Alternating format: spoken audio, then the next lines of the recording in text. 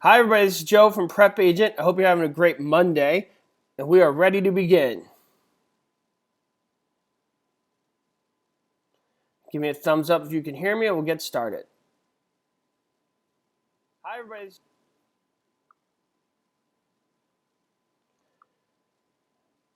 Make sure your settings are changed to 720 HD. Adrian, if you would not mind writing that, 720 HD, so in case your screen is blurry so you can see everything. So change your settings to 720 HD so everything is clear, so you can see the screen, see the questions, but unfortunately you will not see my smiling face. But if you do want to see my smiling face, look at a video I just did with Denzel Falcon. He just passed his Michigan real estate exam. He did a testimonial video for us, which is on our YouTube channel. And then on our agent school channel, which is different from this channel, I did an interview with him about how to get started. Adrian, if you not mind posting those, that'd be great. So after you guys pass, you guys send us a video, and then we'll post it, and then you could ride off our subscriber list and our different social media outlets, and we'll try and get you guys some leads and some business. Okay, with that being said, we are ready to start. And I will start with this question. Drum roll, please. What are the 4 essential elements of value? What are the 4 essential elements of value? What do you guys think? What are the 4 essential elements of value?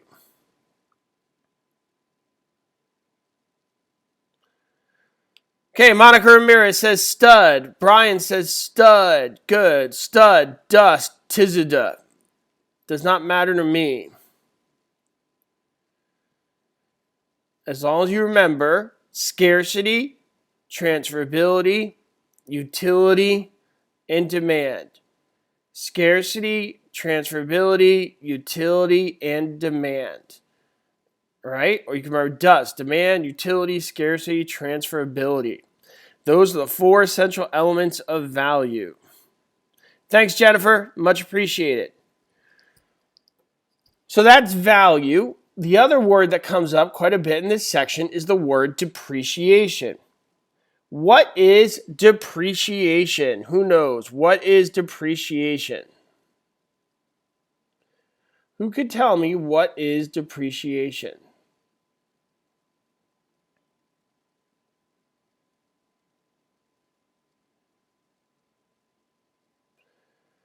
Depreciation would be defined as the loss in value from any cause.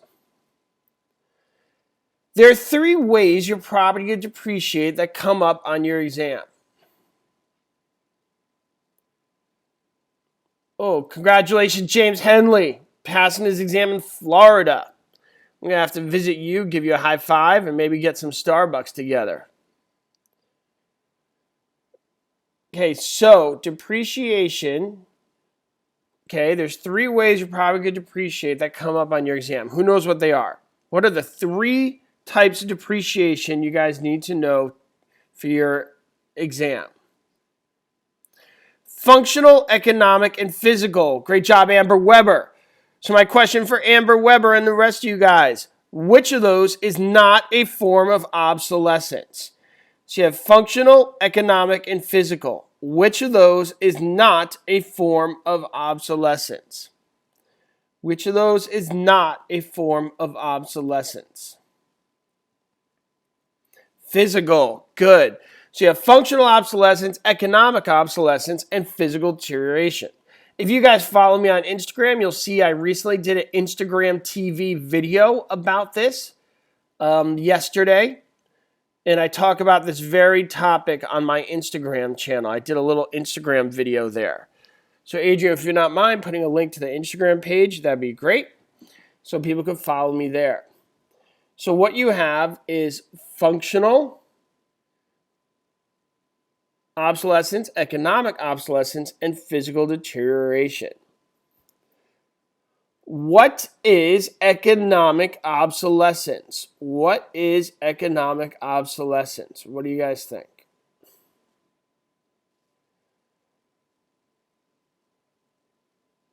What is economic obsolescence?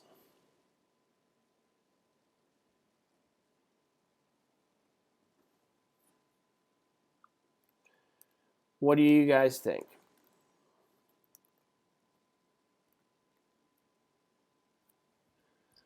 That is depreciation outside the property lines. And Adrian just posted a link to my Instagram page. Okay, it says outside of your property lines. Economic obsolescence is from causes outside the property lines. Give me an example of something that could make your property lose value that is outside of the property lines. I see some of you guys already did that. Elizabeth wrote airport. Good. So if an airport's built close to you and planes are flying right over your head, nobody loves that.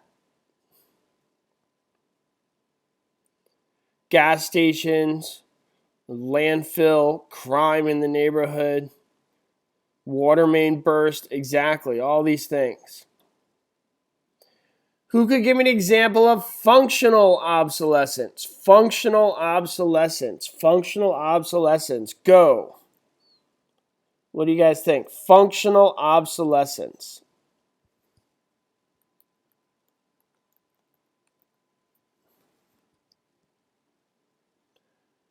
Functional obsolescence.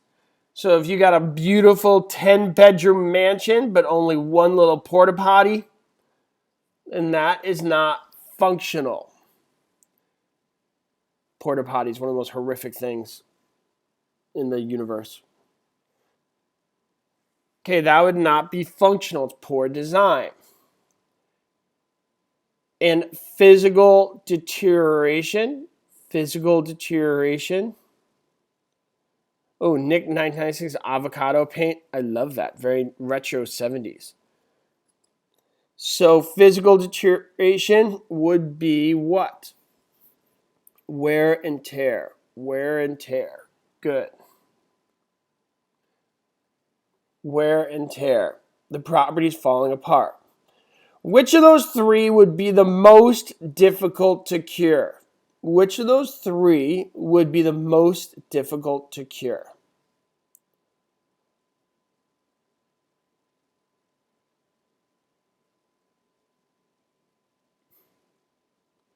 The answer would be economic obsolescence.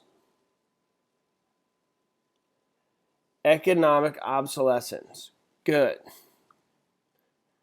Because if it's functional obsolescence, you just redesign it. If it's physical deterioration, you just rehab it. If it's economic obsolescence, chances are you're going to just move to a different neighborhood. You're on fire. Fire. Okay, let's do a question on the board. Which of these following types of depreciation would be the most difficult to cure? Physical deterioration, residential deterioration, economic obsolescence, or functional obsolescence? I'll read it again. Which of the following types of depreciation would be the most difficult to cure? A, physical deterioration, B, residential deterioration, C, economic obsolescence, or D, functional obsolescence? And the answer is obviously C, economic obsolescence. If you guys got that wrong, I'd cry because we just went over and just did that like literally 3 seconds ago.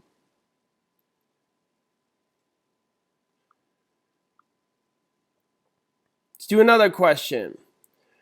Which of the following is best definition of a commercial acre? A, the building portion of an acre after deductions of streets, curbs, and sidewalks. B, an acre minus property that has been sold. C, an acre minus all residential property. Or D, an acre after deducting parking.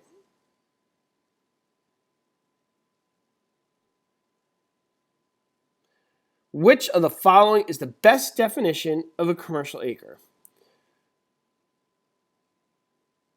A, the building portion acre after deductions for streets, curbs, and sidewalks. B, an acre minus property that's been sold. C, an acre minus all residential property, or D, an acre after deducting parking? Okay, and the answer is A, the building portion of an acre after deductions for streets, curbs, and sidewalks. So with that being said, who could tell me how big is an acre? How big is an acre? Oh, and congrats, Joy, for passing. I think I saw Alabama. I was reading the question, so I may have missed it. I apologize if I did, but congrats on passing. Good work. Okay, an acre is 43,560 square feet. You can remember this by when the two commas are, when the comma is separated. You remember 4 plus 3 is 7, 5, 6, 0 is 11, 7, 11. You can remember by flipping the first two numbers, and it's basically just 3, 4, 5, 6. Or you could just simply remember 43,560 square feet. Whatever works for you. Sometimes the actually just remembering stuff is easier than remembering the memory techniques, right, guys? 43,560 square feet. Very often, people say what you learned for this exam is not relevant to what you're actually going to do. I hate those people. The reason is because if you're an agent and somebody asks you, hey, I want to buy this property. It's about a little over an acre. Do you know how big that is? And if you're like, I don't know, never really cared, that's not going to look good. But if you're like, well, I know it's a little bit more than 43,560 square feet, then you're a good real estate agent. If you don't know that, then chances are you're a terrible agent.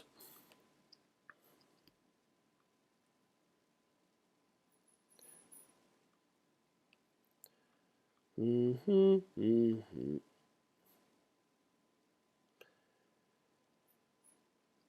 an appraiser is appraising a special purpose property, he would probably use the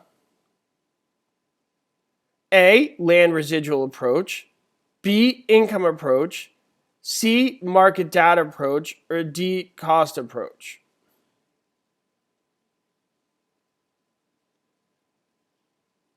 What do you guys think?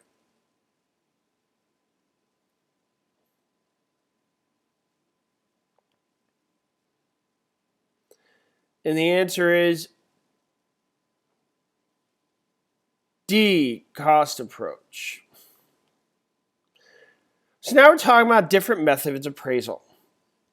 For your exam, you have to know a few. Can you name the different types of appraisal that you need to know for your exam? Who can name different ways to find value to property that comes up on your exam? Anybody? Anybody?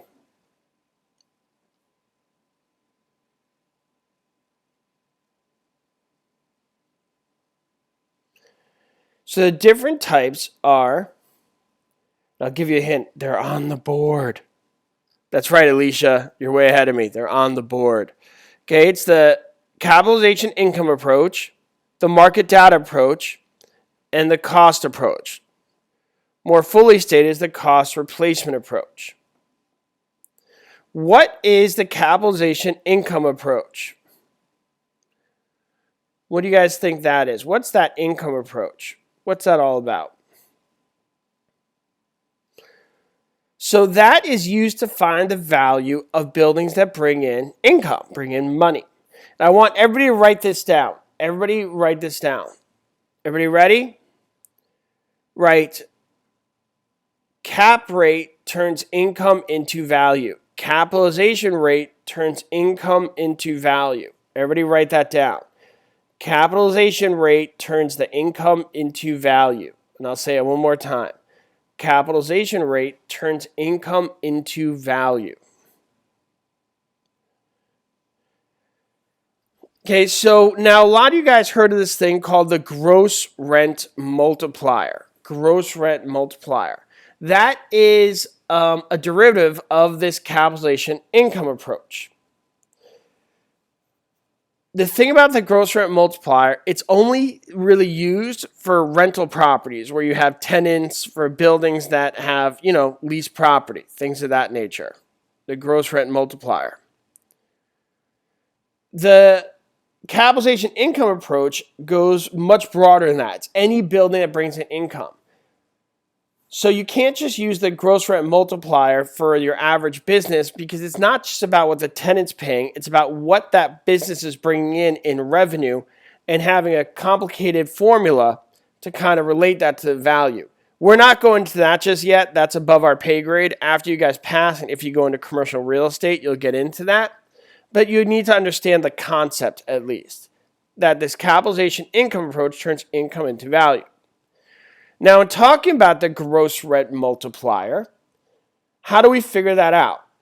So the gross rent multiplier is a simplified version of the capitalization income approach. Okay, what is the gross rent multiplier? How do you figure it out? What's that formula? What do you guys think? Price divided by rent. Nice job, Monica Ramirez. Price divided by rent. Adrian, if you would not mind finding the video I did on gross rent multipliers, I'd appreciate it. There's a video where I explain in a lot of detail. So what it is you divide the price divided by rent. So for example, if you had a property that's $100,000 and brought in $10,000 a year, what would be the annual gross rent multiplier? What would be that annual gross rent multiplier? If you had a $100,000 property and it brought in $10,000 a year, what would be the annual gross rent multiplier? What do you guys think? And it would be 10. Now, you got to be careful if they're asking about monthly or annual. If it's monthly, you got to multiply it by 12. And you figure out the formula. Adrian just posted a link. I recommend you look at that. I don't want to go into the details of all the formulas here. You can watch that video. But I will tell you, annual gross rent multipliers range between like 5 and 20. Monthly ones are more like 80 to 130. Okay, so monthly ones are a much higher number. But I really recommend you check out that video. And you will see a few more different scenarios where gross rent multipliers are used. Erica's at the DMV, but listening and learning while I'm online. Way to great use of the time at the DMV. Nice job, Erica. DMV is one of the most horrible places to wait online ever, where you sit there in that totally horrible plastic chair and they call your number like maybe in this era. And they have that weird numbering system. I don't know why they can't choose a number like 1 through 100. Okay, moving right along. Now, with that being said, we have a lot of people on the chat today. How many of you guys are here for the first time? How many of you guys are here for the first time? So if you are here because it's a public webinar and you would like to do these regular as part of our premium accounts, Adrian has a coupon to share with you, a promo code to share with you that you guys could use. For our premium members, it's much better because we do these 5 days a week. These public ones are done randomly, probably about once or twice a month. And also, there's a lot more people in the chat. So, for example, we're going to have about 200 people here today. The premium ones usually about have 30 to 40 people. So, it's a much slower chat. It's easier to follow. So use the promo code LIVE. Adrian, I was looking for that promo code LIVE. There you go. He's got it. Promo LIVE for 25% off. So if you guys want to use that, be my guest.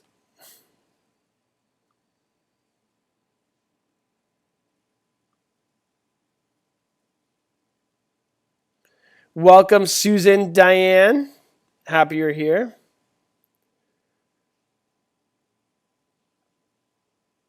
Okay, here we go. Next question. What is the market data approach the least reliable? Excuse me. When is the market data approach the least reliable? A, all of the other options would make this approach unreliable. B, an inactive market.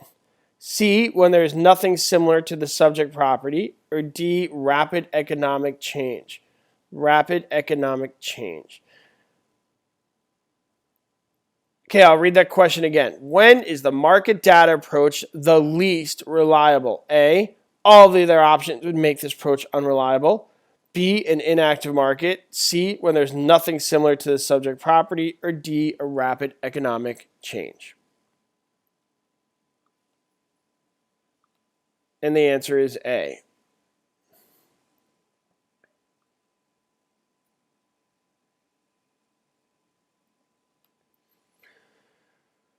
What I also would like you guys to do is join our Facebook group. We get a lot of people on there.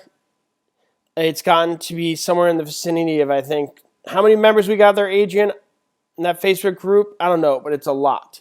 Join our Facebook group. There's a lot of people having conversations just like you who are studying for the real estate exam. Just look up PrepAgent Real Estate Exam Study Group. I think we're pushing like 10,000 people in that group. 11,000. We got 11,000 people in that group. There's a ton of activities. So if you just try and look at the most recent comment, that'll change frequently. So what you do, as Adrian and I were discussing this morning, is in that search box, you just type in a topic that you want to see, and chances are that topic is being discussed somewhere in that group. The name of that topic could be the name of your state, maybe a certain subject or a vocabulary word, whatever it may be. But you just go to that group, you go in the search box on the left, you type in it, and there's a keyword search in that group for what you guys were looking for, and a chat will come up about that. Yeah, I never imagined we'd have 11,000 people in a real estate exam study group. And there are a lot of helpful people. There are some people that are not so helpful, but you guys just report those people to us and we will ban them. So also, if you guys sign up for that group, make sure you answer the questions, because if you do not answer the questions to get into the group, we will not allow you in, because we're not sure if you're a real person or just a spammer. Everybody write, boo, spammers. Boo, spammers. Who moderates that page? You're looking at them or talking to them. Adrian and I do with Arthur. Arthur, Adrian, and I monitor that page. Moderates it. Okay, next question. Yeah, so on that group, the moment people start promoting stuff, we ban them.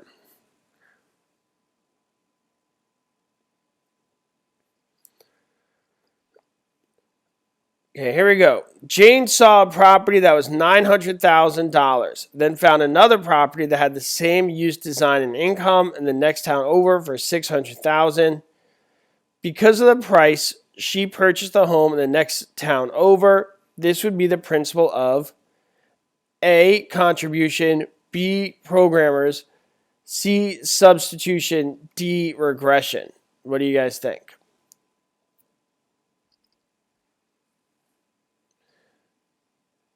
And the answer is C, substitution, the principle of substitution. Somebody asked who monitors that group. The reality is it's monitored by the community. Adrian, Arthur, and I do the best we can. But the fact is, with 11,000 people, really we find out when somebody's doing something wrong because a fellow member reports them. That report goes to us, and then we deal with it from there. But literally reading every comment, looking for the bad stuff, that can be difficult. But it is a very community-oriented feel. We try and keep it true to the mission. And in doing that, people are very supportive of that group and help us monitor and keep the bad people out and the good people moving on with their career.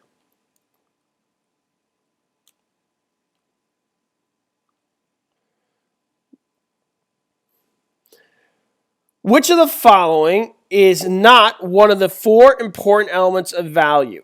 A, scarcity, B, utility, C, appreciation, and D, transferability. Thanks, Shauna. Appreciate the kind words. So which of the following is not one of the four important elements of value? A, scarcity, B, utility, C, appreciation, or D, transferability? And the answer is C, appreciation. Why? I don't know why. I just know there's no A in stud. Right, guys? I just know that when I spell stud or dust, there's not an A. Good. I passed. Congratulations. Done. Right? Okay, good. So it's scarcity, utility, transferability, and demand. Those are the essential elements of value.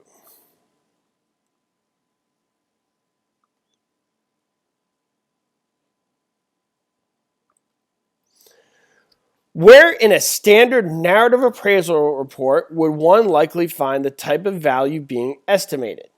A, the neighborhood analysis, B, the statement of purpose, C, the declaration of restrictions, or D, the property description? I'll read it again. Where in the standard narrative appraisal report will one find the type of value being estimated? A, the neighborhood analysis, B, the statement of purpose, C, the declaration of restrictions, or D, the property description? And the answer is, what do you guys think? B, the statement of purpose.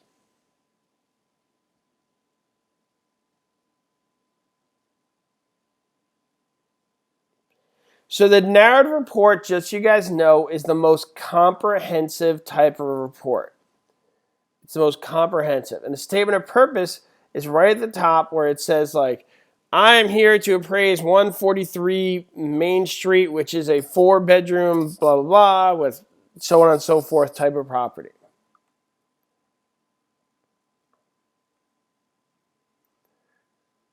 How many of you guys are excited to start selling real estate? Any of you guys?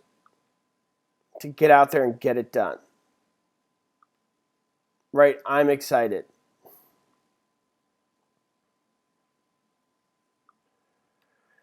If you guys are excited, then please don't make the mistake of starting everything after you pass. You should be looking at the things you could do that do not need a real estate license and do it now so that when you do pass, you are off and running and good to go. Your excitement will take a huge hit if you pass and then you're like, wow, I'm burdened with all these things I could have done before I passed. Okay, but after you pass, you should be solely going for the things that need a real estate license. Okay, does everybody understand? So search for those things. I'm going to start discussing a lot of the things you could do on the Agent School website and channel. Adrian, put a link to the Agent School YouTube channel, please. And then I'm going to talk more and more about those things that you guys could be doing. For example, you could set up your social media, like your Instagram, your Facebook, Twitter, if you use that, whatever it may be. Start building out your LinkedIn. You can start going to open houses. All those different things. There's a lot you could do. People say, do I need a license to talk about real estate on my Instagram? Well, let me ask you something. When you go on vacation, you take pictures of buildings, right, guys? And you tell them those buildings are nice, don't you? Of course you do. So same thing. You just can't sell real estate, but you could discuss real estate and talk about it on your social media and start building that community around your real estate knowledge. Excuse me. Okay. Next question. Property should be valued at its highest and best use if an appraiser is appraising a parcel, which is a building on the land that is no asset. He should A, deduct the demolition cost from his appraisal. B, establish the value by use of the cost approach. C, ignore the building in the appraisal. Or D, add the salvage value to his appraisal. I'll read it again. Property should be valued at its highest and best use if an appraiser is appraising a parcel which has a building on the land that has no asset. He should A, deduct the demolition cost from his appraisal. B, establish the value by use of the cost approach. Or C, ignore the building in the appraisal. Or D, add the salvage value to his appraisal. And the answer is A.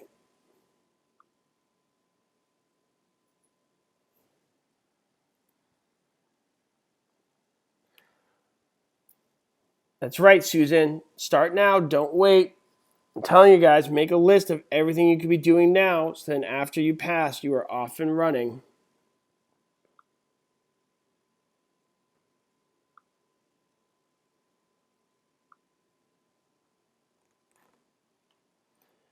It would be perfectly ethical for an appraiser to do which of the following? A, appraise a property in which appraiser's employment is made contingent upon reporting a minimum value. B, base the appraiser's compensation on a percentage of the value estimate arrived at. C, appraise a property in which the appraiser has an interest, provided the appraiser's first disclosure his interest. C, not disclose his interest if the property is under 2 units.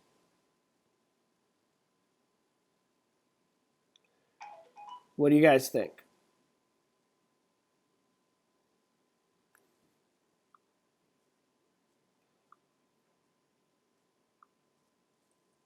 And the answer is C. Why don't you guys circle C? Disclose that interest. Disclose the interest.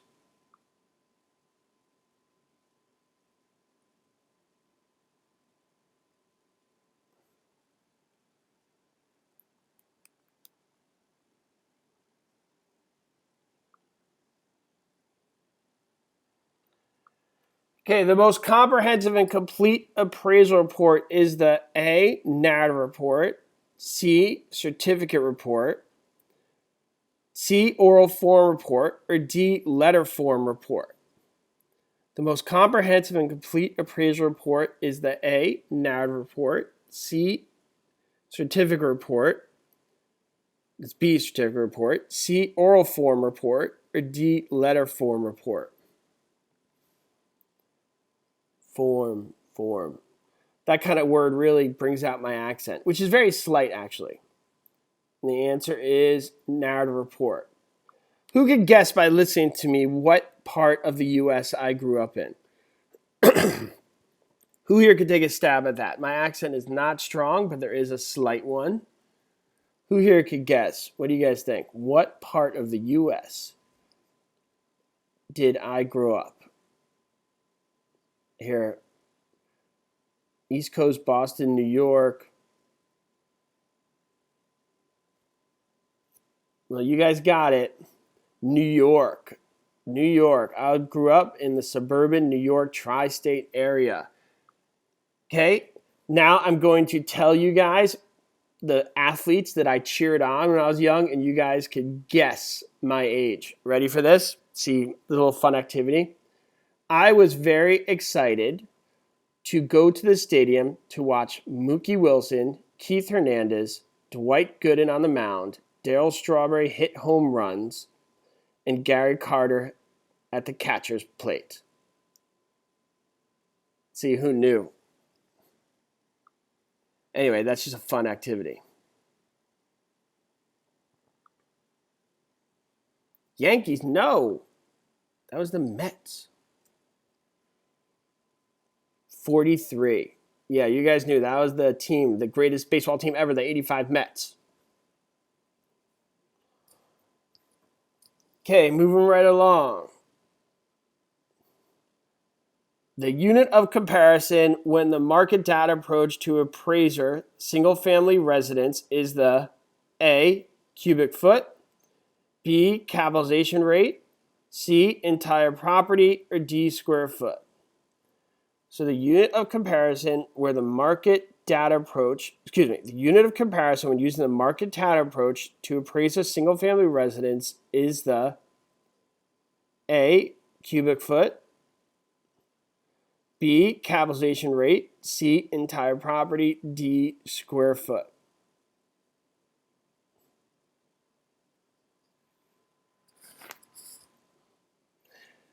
And the answer is entire property.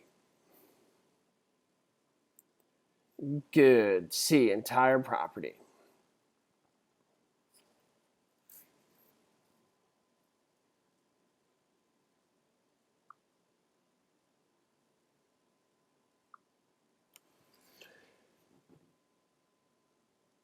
In the market data approach to appraisal, any differences between the comparables and the subject property are handled in which of the following ways? A, the comparables are adjusted to a market average. B, subject property is adjusted to the standard set by the comparables. C, the subject property values are averaged to form a price range. Or D, the comparables are adjusted to the characteristics of the subject property.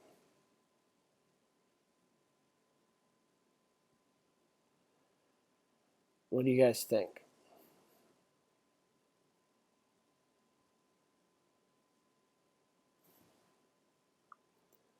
And the answer is D. Don't worry about the sports thing. I only know sports from that era. I don't really know much else. So I'd be a terrible sportscaster too. Like I know the football team that era had Lawrence Taylor, Pepper Johnson, Phil Simms, Joe Morris at running back. But all the rest of the eras, I don't know anything. Do you remember, if you guys were in that era, you remember you knew about your local team, but the internet wasn't there yet, so you didn't really know that much about other teams unless you were like super into it. But more or less, you knew about your area team, and that's it. Oh, area. It's another accent giver. Disclosure.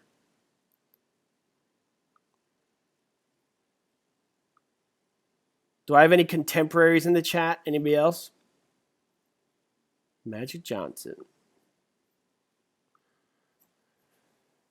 Okay, when an appraiser contrasts the phrase reproduction costs and the phrase replacement costs, replacement would be more closely associated with which of the following concepts?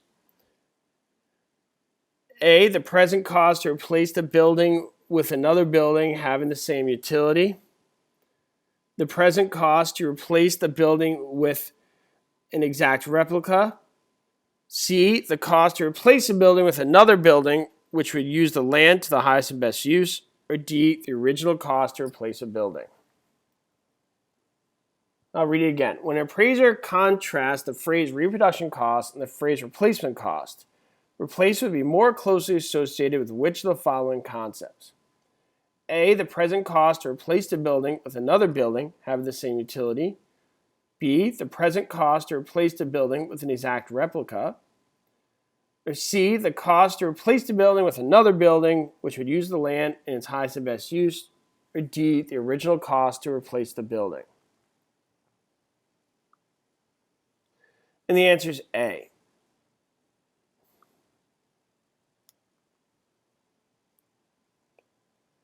Okay, moving right along. The answer is the present cost to replace the building with another building having the same utility. Which of the following can be achieved by dividing the price of the property by the rent that is produced? A, the economic value. B, the interest rate. C, capitalization rate. Or D, the gross rent multiplier. Which of the following can be achieved by dividing the price of the property by the rent that is produced? A, the economic value. B, the interest rate.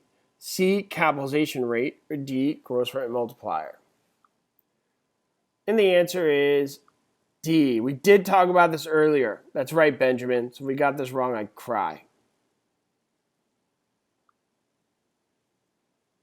So Erica, I believe we're doing another finance webinar tomorrow. We're doing another finance one tomorrow for our premium members. Adrian, can you confirm that? For Erica Zamora Rubio.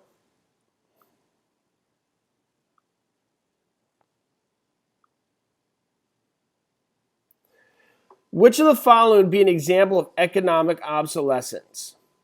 A, an old heating system. B, out-of-date design of the rooms. C, oversupply of like properties. Or D, leaky roof. Which of the following would be an example of economic obsolescence? A, an old heating system. B, out-of-date design of the rooms. C, oversupply of like properties. Or D, leaky roof.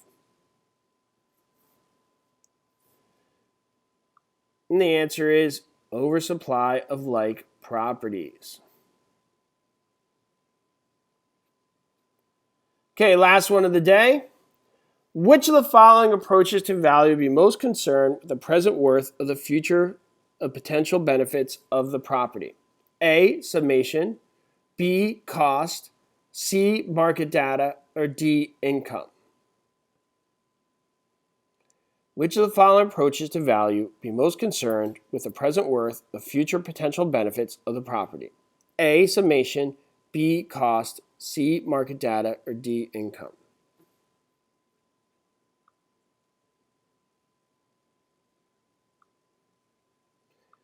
And the answer is D, income.